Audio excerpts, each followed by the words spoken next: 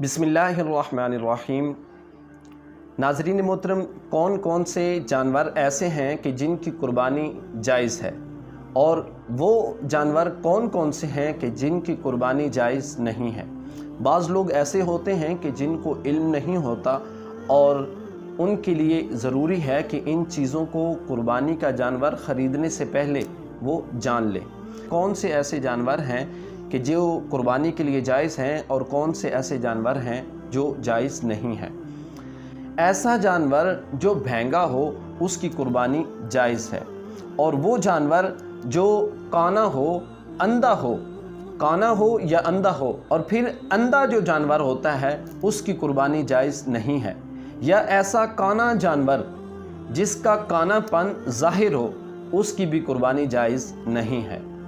और ऐसा लाग़र जानवर जिसकी हड्डियों के अंदर मग़ज़ न हो, और ऐसा लंगड़ा जानवर जो चलकर कुर्बान गाह तक न जा सके उसकी भी कुर्बानी जायज़ नहीं है।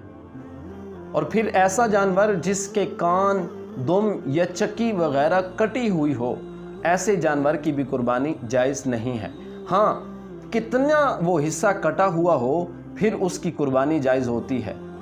अगर वो उज़्व यानी कान हो, दुम हो या चक्की वग़ैरह हो, वो उस तिहाई से ज़्यादा हो तो फिर ऐसे जानवर की कुर्बानी जायज़ नहीं है। अगर तिहाई से कम हो तो फिर वो कुर्बानी का जानवर जो है वो जायज़ है।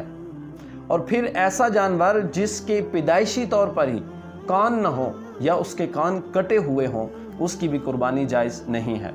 और ऐसा जानवर जिसकी नज़र इंतहाई कमज़ोर है, तिहाई से भी कमज़ोर है, ऐसे जानवर की भी कुर्बानी जायज़ नहीं है।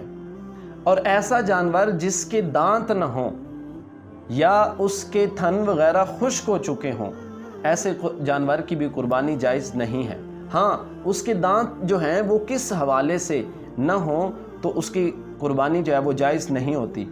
वो इस तरह कि उस जानवर को घास के लिए छोड़ा जाए और फिर उसके पास इतनी भी ताकत न हो या वो अपने उन दांतों से घास भी न खा सकता हो, तो ऐसे जानवर की कुर्बानी जायज़ नहीं है। अगर वो चारा वगैरह, घास वगैरह खा सकता है तो फिर उस जानवर की कुर्बानी जायज़ है। फिर कितने थन जो हैं वो खुश्क हो जाएं तो कुर्बानी नाजायज़ होगी। अगर बकरी है और बकरी में से एक थन भी अगर उसका खुश्क हो गया तो फिर वो जानवर कुर्बानी के लिए जायज़ नहीं है।